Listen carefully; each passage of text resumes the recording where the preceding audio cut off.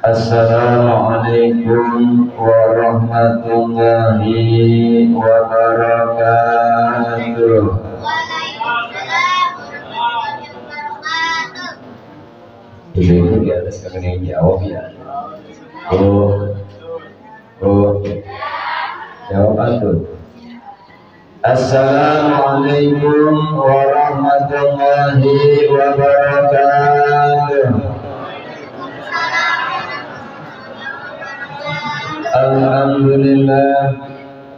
Alhamdulillahilladzi an'ama 'alaina bi ni'matil iman wal islam. Asyhadu an la ilaha illallahul malikul qudusus salam. Wa asyhadu anna Muhammadan 'abduhu wa rasuluhu arsalahu bidinil Islam.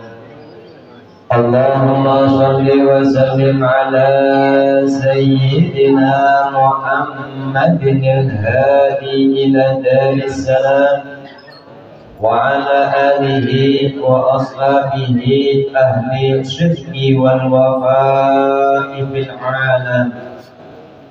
Amma ba'du, qalu subhanaka la ilma lana illa ma 'allamtana innaka antal alimul hakim. Ilahi anta maksudi wa ridaka matlubi a'tini ma'abbataka wa ma'rifataka. Ila hadrati syekhina mukarram Sayyidi Syekh Ahmad Sahibul Wafadatul Arifin Al-Fatihah. أعوذ بالله من الشيطان الرجيم بسم الله الرحمن الرحيم الحمد لله رب العالمين الرحمن الرحيم مالك يوم الدين إياك نعبد وإياك نستعين اهدنا الصراط المستقيم صراط الذين أنعمت عليهم غير المغضوب عليهم ولا الضالين.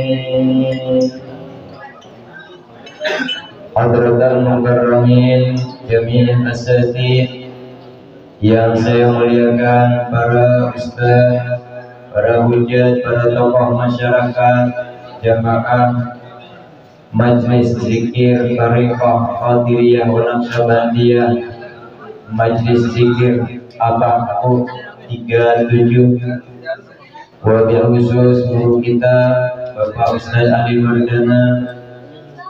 Kemudian ada ketua Majlis Zikir yaitu Bapak Agus, dan juga beserta jajarannya, perwakilan dari pengurus Yayasan Serba Bakti Tangerang Raya, Bapak Ustaz Selamat, Bapak Ustaz Ridwan, dan juga para asatid yang lainnya.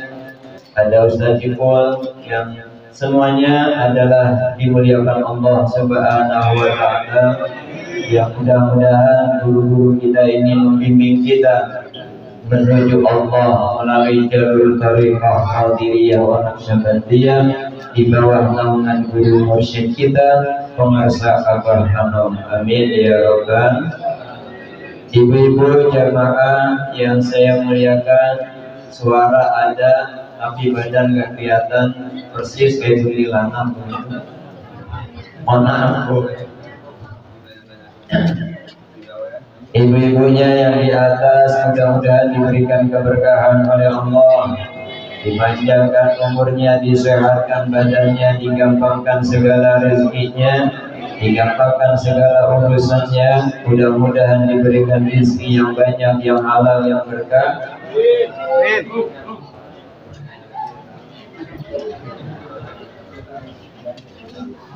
Mudah-mudahan diberikan yang berkah oleh Allah Subhanahu wa ta'ala. Amin ya rabbal. Amin ya rabbal. Ibu-ibu, bapak-bapak, ikhwan akhwat Thariqah Qadiriyah wa Naqsyabandiyah Pondok Pesantren Suryalaya Tasikmalaya yang saya muliakan. Saya kali kedua datang ke Majlis Zikir Abahku. Yang pertama waktu itu datang ada acara manakib yang diisi oleh wakil talqin dari Kalimantan. Ya. Saya datang ke sini kebetulan saya ingin berkenalan dengan beliau karena beliau ini satu alma mater dengan saya waktu di Jawa Timur. Makanya saya datang ke sini, alhamdulillah ketemu dengan beliau.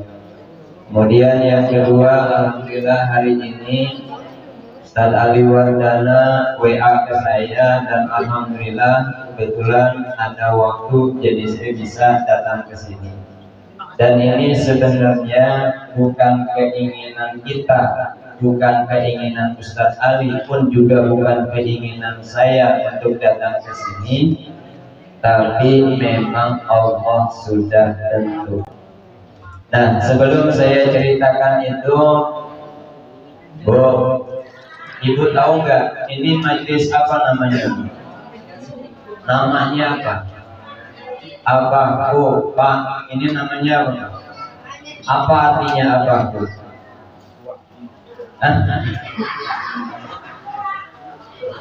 Abaku lah. Bu, Pak, ini perlu diklarifikasi. Abaku itu bukan buknya adalah saya, bukan. Lain. Bu eta bukan aing. Bu di situ itu pakainya hurufnya bukan pakai K tapi pakai I. Ibu pernah lihat ke Tangerang, Bu? Di depan Robinson itu ada ayam geprek. Apa namanya, Bu? Ayam geprek Q. Ada Q, ya kan? Kalau ibu yang suka makan ayam geprek itu pasti pernah kenal tuh. Kalau ibu nggak pernah makan ayam geprek, geprek aja bu suaminya. Ustaz yang nggak punya suami bagaimana? Udah geprek dewek beda. Nah, sedikit saya ceritakan terkait dengan abaku ini supaya diluruskan. Jadi jangan sampai mengatakan, oh ini majlis abahku, abah naing, abah saya, abah pula. Lain ini mah. Abahku itu uknya pakai i itu di depannya ada u. Itu singkatan dari qaddasallahu sirrohu. Uknya yang diambil belakangnya itu u. Ki-nya itu qaddasa. Qaddasa itu pakai kof. Jadi qaddasallahu sirrohu, ambil uknya. Makanya pakai kata abah. Ini ceritanya unik nih, Bu. Mau dengar cerita? Pak, ini supaya paham. Supaya ya Ustaz Ali mungkin nggak ngomong ini, saya ngomong aja dah. Dulu ketika majlis ini mau dibangun, kan ini rembukan nih panitianya, Bos Agus tuh. Kemudian sama Ustaz Ali, kemudian ada yang lain. Ada waktu itu Pak Aswani kalau tidak salah. Niat ingin membangun majlis, tempatnya di dekat rumah Ustaz Ali. Nah, di situ rembukan.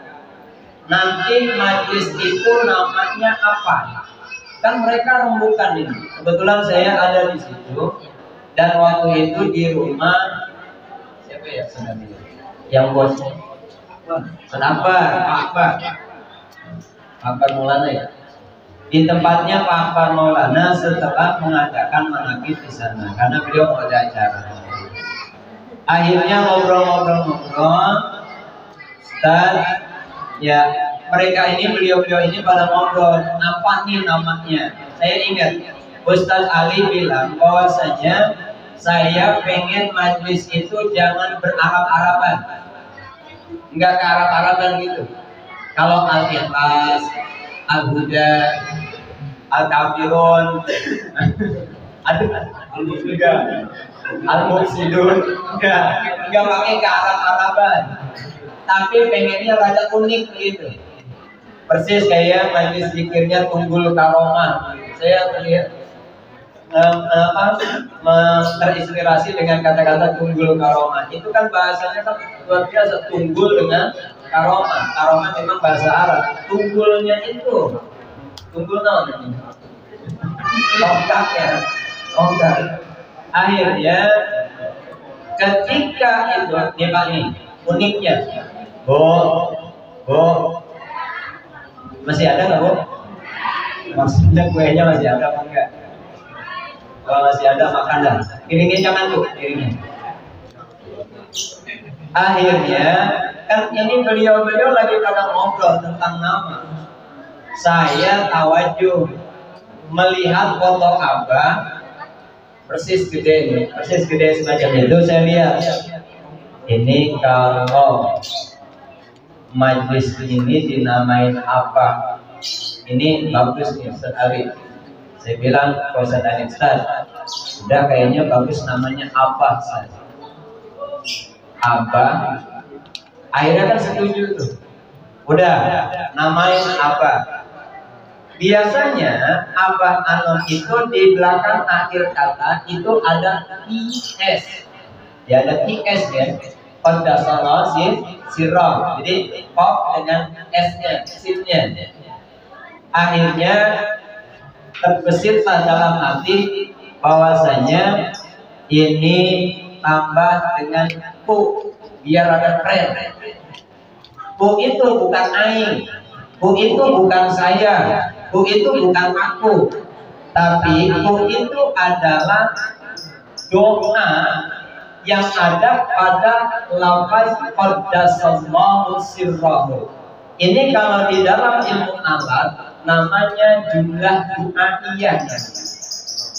Jumlah du'aiyah itu dimasukkan kepada nama orang yang memang luar biasa. Seperti Abah Syekh Ahmad Sahibul Wafa Tajul Arifin qaddasallahu sirrah, Tuan Syekh Abdul Qadir Al-Jilani qaddasallahu sirrah. Itu sebenarnya jumlah du'aiyah. Kalau ada di tengah namanya jumlah mu'taridhah. Makanya ketika itu sudah namakan saja ku biar ada keren dikit. Ternyata ku itu bukanlah aku, tapi ku itu adalah qaddasallahu sirrahu. Artinya apa? Artinya semoga Allah mensucikan, membersihkan dari makomnya Abah Anom. Amin ya Rabbal. Tuh sekilas tentang Abah. Lalu Ustaz, kenapa kok ada 37-nya? Begini, kenapa harus ada 37? Karena nanti setelah itu ada 38 dan seterusnya itu pasti ada. Tapi Abah di dalam maklumat yang kemarin di-share oleh Pak Ustaz Selamat, bahwasanya di maklumat Abah itu terkait dengan para wakil-wakil talqin yang jumlah maklumat itu dari 1 sampai 12 itu tidak ada pengganti mursyid, tapi yang ada adalah wakil talqin. Wakil talqin itu adalah seperti ikhwan biasa, cuman bedanya dia mendapatkan mandat dari Abah. Ini luar biasa. Nah makanya kenapa harus 37? Karena Abah adalah mursyid ke-37 dari Thariqah Qadiriyah wa Naqsyabandiyah, jalur pesantren Suryalaya Tasikmalaya. Di atas Abah ada Abah Sepuh, di atas Abah Sepuh ada Syekh Tolha. Syekh Tolha makamnya berada di bawah Gunung Jati di Cirebon, makanya Kali Sapu Cirebon. Ada bahasa Kali Sapu Cirebon karena beliau dimakamkan di sana. Ketika kita naik ke Syekh Jadul Kafi di atas, di bawah sebelah dikit itu ada makam Syekh Tolha. Inilah kehebatan para wali-wali Allah. Sekalipun beliau wali Allah, tapi makamnya luar biasa, sederhananya luar biasa. Bukan terukir dari batu yang luar biasa, bukan, tapi di sana hanya batu-batu biasa. Inilah para wali Allah, tidak menampakkan kewaliannya, tapi kemuliaannya Allah muliakan. Amin ya Rabbal.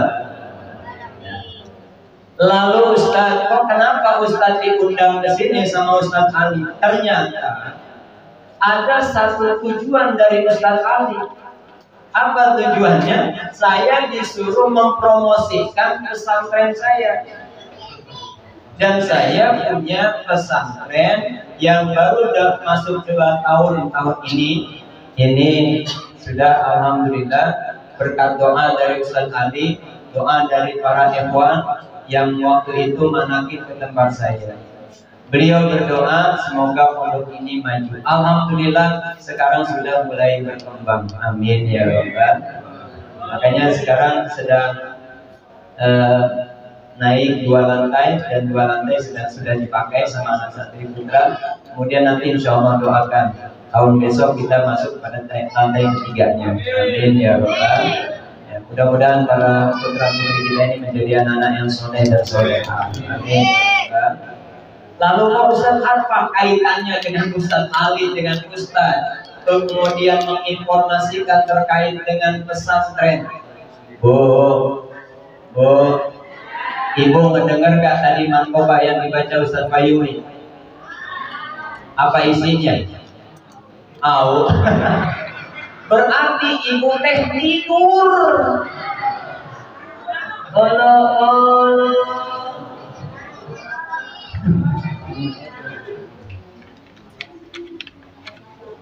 Berarti ibu apa yang disampaikan dibacakan oleh Ustaz Payumi dalam mangkobah tadi itu tercerna. Apa isinya? Isinya adalah pemberangkatan Tuan Syekh Abdul Qadir Jailani mau mondok pesantren. Itu baru saya nyambung. Tuan Syekh Abdul Qadir itu mau mondok pesantren. Di mana pesantrennya? Di Baghdad. Anaknya kalau mau mondok di Baghdad siap nggak, Bu? Boro-boro. Oh, Masya Allah. Berarti ibu solehah itu. Ibu namanya solehah ya? Oh, bukan. Ibu Ici berarti. Tuan Syekh Abdul Qadir itu berangkat ke Baghdad untuk mencari ilmu ke sana, izin kepada ibunya. Ustaz, kenapa izin kepada ibunya? Karena Tuan Syekh waktu itu sudah tidak ada bapaknya. Berarti Tuan Syekh itu yatim. Berarti Tuan Syekh yatim bukan, Bu? Yatim. Ibu anaknya yang diundang ke sini yatim bukan, Bu? Suaminya ada, bapaknya ada. Nih, cari di bawah. Siapa yang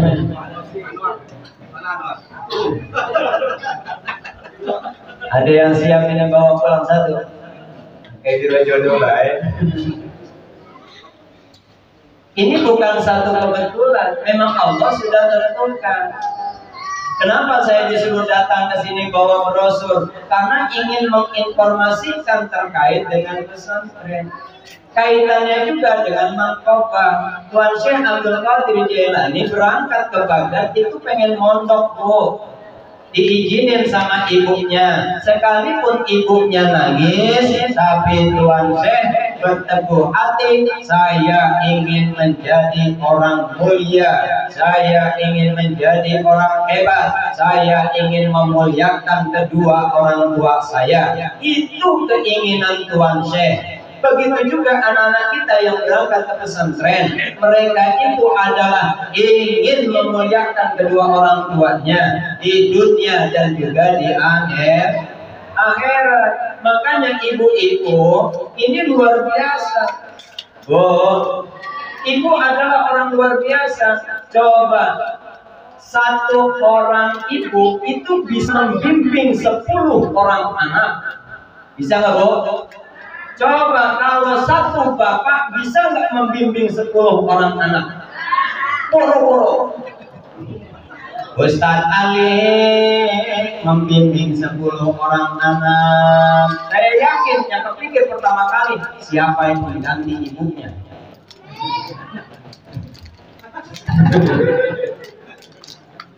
Makanya nggak usah cari bapak yang cukup cari bapak hanya si wakau.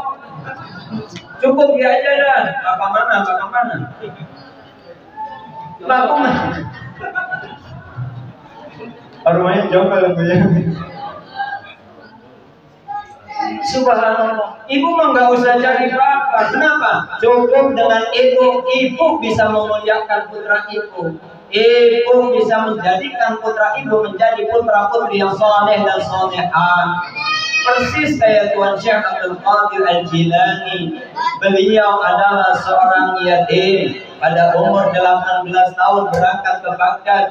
Itu seumuran anak umur SMO. Berangkatlah dia ke Baghdad untuk menambah ilmu pengetahuannya. Diizini oleh ibunya. Sekalipun ibunya nangis, ibunya merasa berat. Tapi ini tugas dari Allah untuk putranya yang akan menjadi waliul kutub, yang akan menjadi wali kutub. Maka beliau izinkan putranya untuk berangkat mondok ke Baghdad.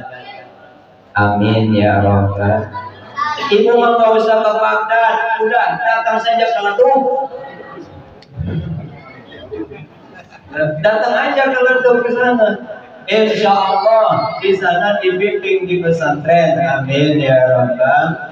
Makanya Ustaz, kalau ibu-ibu nggak hebat, kenapa? Karena Rasul pernah ditanya, Bu, ibu hebat kan Bu? Hebat. Kenapa? Ibu itu hebat. Kenapa? Rasul sudah sampaikan. Masya Allah Bu, Rasul sudah sampaikan bahwasanya satu saat Rasul ditanya, ya Rasul, siapa saya yang harus lebih berbuat baik kepada kedua orang tua saya ya Rasul? Jawab Rasul, siapa? Ummuka, ibumu.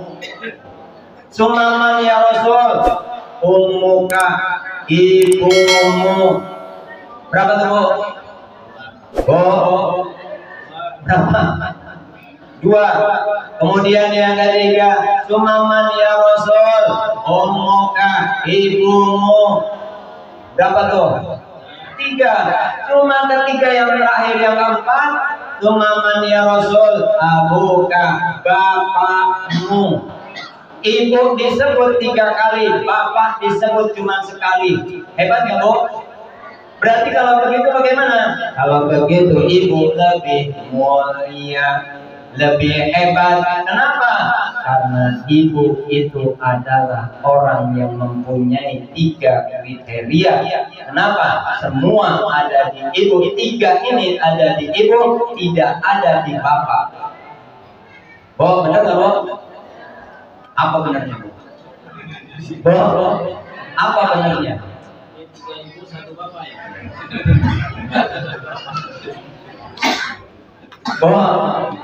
Pernah dengar band tabok nggak Bu? Band tabok pernah Bu? Rebana. Ibu Allah wanita mulia, derajatmu 3 tingkat dibanding ayah. Kau mengandung, melahirkan, menyusui.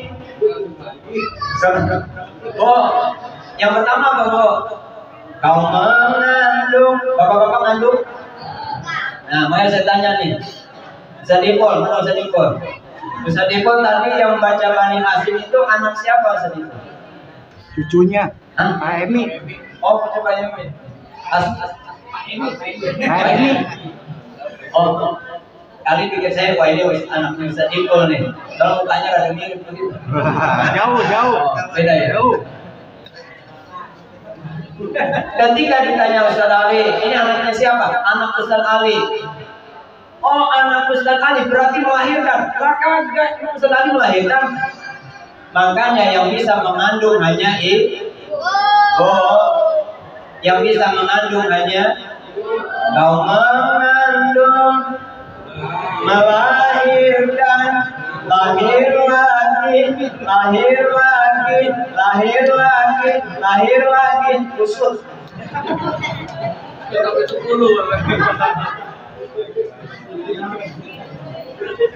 Masya Allah. Makanya ada kata mengatakan seorang ibu bisa membimbing 10 orang anak, tapi 10 orang anak belum bisa membimbing 1 orang ibu. Betul nggak Pak? Masya Allah, luar biasa Bu. Ibu yang mengandung, ibu melahirkan, ibu menyusui. Ibu menyusui, bapak hanya bisa menyusu, enggak menyusui. Ya kan begitu ya? Nah makanya Masya Allah, bersyukur ibu punya anak. Ustaz, anak saya teh yatim. Enggak usah dipikir yatimnya. Kenapa? Karena Allah akan memuliakan putra putri kita tergantung bimbingan dari orang tuanya. Kalau ibu salah membimbing anak, maka anak akan menjadi tersesat. Kalau anak tersesat, berarti ibu dan bapaknya siap-siap menanggung akibatnya. Apa? Masuknya ibu ke neraka dengan sebab anak. Masuknya bapak ke neraka dengan sebab anak. Bu, saya manggilnya ibu terus. Iya, soalnya biasanya kalau ibu-ibu mah langsung spontan gitu ketawanya, Pak. Ibu-ibu mah spontan ketawanya gitu. Kalau bapak-bapak mah liatin dulu baru nyengir, habis nyengir baru ketawa tuh. Rada nolak begitu ketawanya. Masya Allah, ini bukan berarti kebetulan, tapi memang Allah sudah tentukan. Kenapa Tuan Syekh Abdul Qadir Jailani berangkat ke Baghdad untuk mencari ilmu? Tujuannya adalah untuk memuliakan kedua orang tuanya, memuliakan di dunia maupun juga memuliakan di akhirat.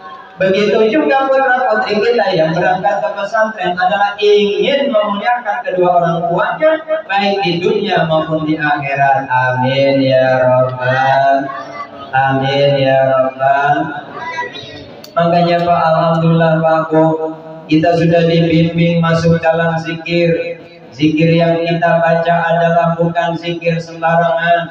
Zikir yang kita baca adalah zikir yang bermusalsalah, zikir yang tawasul, zikir yang sampai kepada siapa? Sampai kepada baginda Nabi kita Muhammad sallallahu alaihi wasallam, sampai kepada malaikat Jibril, dari malaikat Jibril sampai kepada Allah subhanahu. Amin ya Rabbal.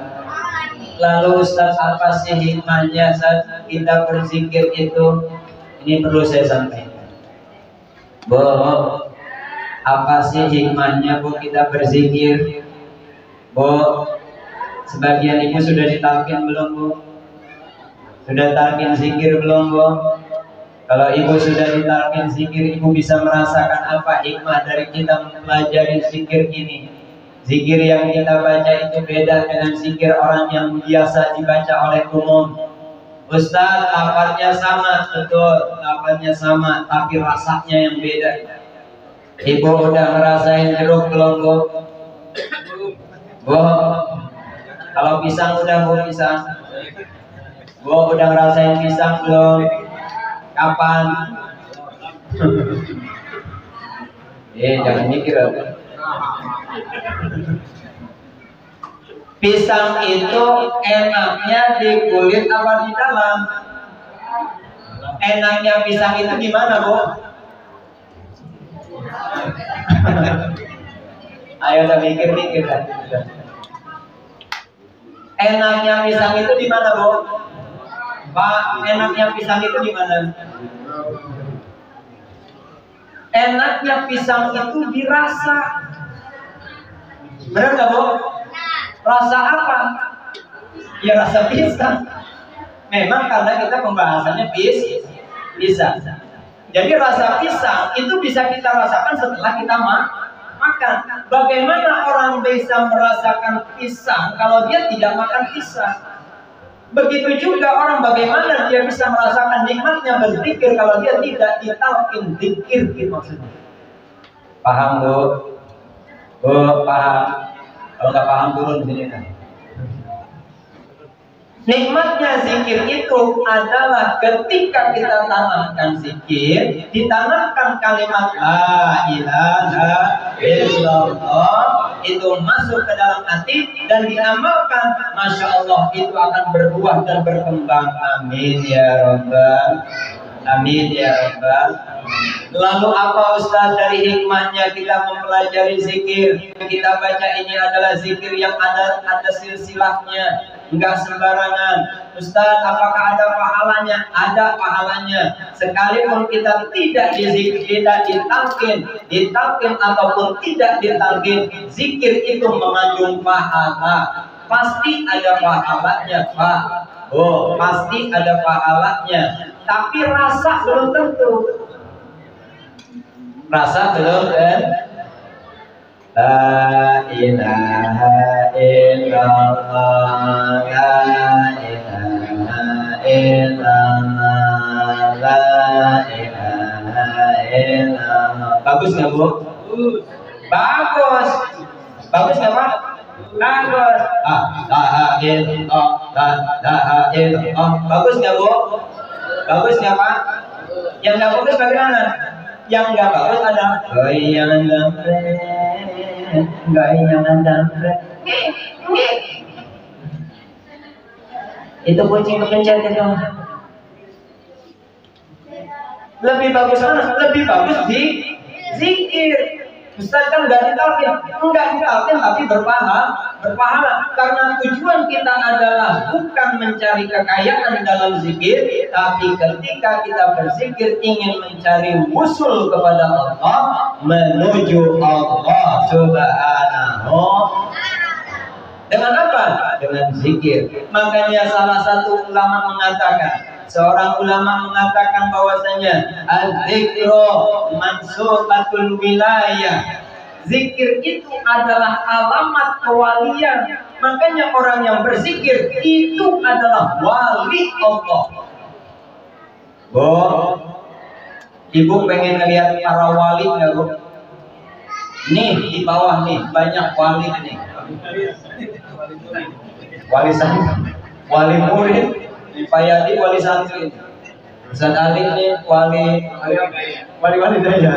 Paramu maka marubaya di Sogiroda. Banyak nih para wali, orang yang mempelajari zikir, ditanamkan kalimat zikir, didawamkan zikirnya, itu adalah waliyun min auliyaillah. Kenapa? Karena konsepnya ketika orang sudah mempelajari zikir itu la khaufun alaihim wa la hum yahzanun. Inna auliya Allah la khaufun alaihim wa la hum yahzanun. Sesungguhnya para wali-wali Allah la khaufun alaihim wa la hum yahzanun. Mereka tidak khawatir, mereka tidak sedih. Kenapa? Karena dekat dia ada Allah, karena dekat mereka ada Allah. Begitulah yang dirasakan oleh para wali-wali Allah. Amin ya rabbal. Singkat cerita, ada berapa Ustaz hikmah kita berzikir? Di dalam kitab Tanbihul Ghafilin, Syekh Imam Abu Lais As-Samarqandi Al-Faqih, beliau katakan, inna fi dzikrillahi ta'ala khamsa khisalin. Sesungguhnya di dalam zikir kepada Allah itu ada 5 keutamaan. Ada berapa Pak? Bu, ada berapa Bu? Biasanya saya kalau membahas satu persatu itu satunya 1 jam. Karena ini ada 5 berarti. Nah, sampai jam berapa ini? Sampai waktu asar, sampai maghrib kita belum selesai. Karena kita masih membahas zikir. Siap Bu? Siap? Siapa? Silakan Bapak Ibu siap, saya agak siap. Pulang duluan. Apa hikmahnya? Kata Syekh Al-Faqih Abu Lais, Hikmahnya yang pertama, ketika kita mendawamkan zikir, inna fihi ridallah, sesungguhnya di dalam zikir itu ada ridho Allah. Ridho ada ridho Allah, makanya ini luar biasa. Yang kedua, saya singkat cerita saja. Innahu yazidu fil hirsi ala ta'at, meningkatkan semangat dalam taat ibadah kepada Allah. Ketika orang itu sudah ditalkin zikir, saya yakin dia itu akan terus semangat dalam ibadahnya. Amin ya Rabbal. Nih, lihat aja nih, muka-muka tahajud semuanya nih di bawah. Masya Allah, kelihatan nih muka-muka tahajud. Tapi tahajudnya ini Senin Kamis ini. Hari Senin tahajud, Kamis baru tahajud lagi. Berarti selain itu bolos. Alhamdulillah. Yang ketiga, inna fihi hirzan minasyaitan idza kana dzakirallah, sesungguhnya dalam zikir itu adalah perisai dari setan. Ketika kita amalkan zikir, setan tidak akan masuk ke dalam tubuh kita. Kenapa? Karena dalam diri kita ada zikir. Amin ya Rabbal alamin. Tapi aneh ya Pak, saya mau tanya nih, yang sering kesurupan bapak-bapak apa ibu-ibu? Yang sering kesurupan ibu apa bapak? Kenapa kok setan senang banget sama ibu? Karena kuntilanak ibu-ibu katanya. Berarti kalau misalkan bapak-bapak gak ada kuntil bapak, gak ada. Kuntil engkong ada kali ya? Kuntil ibu gak, kuntilanak ada, tapi kuntil bapak gak ada ini. Ustaz, kenapa kok ibu-ibu yang sering terkena kesurupan?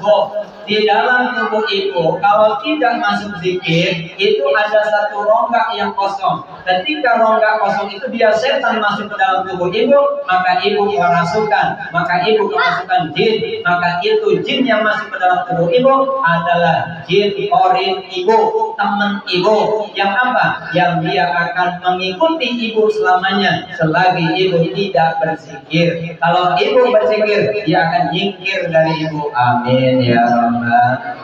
Pengen gak setannya nyingkir, Coba lihat kiri kanannya, ada gak? Jangan itu tetangganya itu, tetangganya dikajak setan, jangan. Dah, yang keberapa tuh? Yang keempat, inna fihi riqqatan qalbi, sesungguhnya di dalam zikir itu akan melenturkan hati. Makanya zikirnya kita ini harus dikencangkan, biturbin syadid, dengan pukulan yang sangat keras. La ilaha illallah, la ilaha illallah, la ilaha illallah. Kenapa? Supaya apa? Supaya hati kita ini menjadi riqqah, menjadi lentur. Amin ya Rabbal. Dan yang terakhir, ayyamna'uhu minal ma'asi, pasti zikir itu akan menjaga dia dari perbuatan maksiat. Amin ya Rabbal. Siapa orang yang sering berzikir, yakin orang tersebut akan jauh dari maksiat. Amin ya Rabbal. Makanya mudah-mudahan terus kita amalkan zikir ini, kita amalkan Tariqah Qadiriyah wa Naqsyabandiyah Pondok Pesantren Suryalaya Tasikmalaya ini, kita amalkan. Mudah-mudahan di bawah bimbingan pengarsa Abah Anom, beliau sudah wafat, secara jasad beliau sudah tiada, tapi secara ruhani beliau datang di tengah-tengah kita. Enggak percaya Bapak tawajuh hari ini, pasti akan ketemu. Ketemu dengan siapa? Ketemu dengan Abah. Di mana? Fil qalbi, di dalam hati kita. Ketemu dengan Abah. Kalau nggak percaya, lihat saja gambarnya. Ada kan? Ketemu kita dengan gambarnya. Itulah namanya tawajuh. Mudah-mudahan apa yang kita bahas pada pagi menjelang siang ini ada manfaatnya dan ada hikmahnya, dan juga mudah-mudahan kita bisa istiqomah dengan zikir ini, dan bisa istiqomah dengan abahku, bisa istiqomah dengan pengarsa Abah Anom, dan juga mudah-mudahan di akhir ayat kita dengan husnul khatimah. Amin ya Rabbal. Al-Fatihah. أعوذ بالله من الشيطان الرجيم بسم الله الرحمن الرحيم الحمد لله رب العالمين الرحمن الرحيم مالك يوم الدين إياك نعبد وإياك نستعين اهدنا الصراط المستقيم صراط الذين أنعمت عليهم غير المغضوب عليهم ولا الضالين. Ini saja yang dapat disampaikan, lebih kurangnya mohon maaf. Wassalamualaikum warahmatullahi wabarakatuh.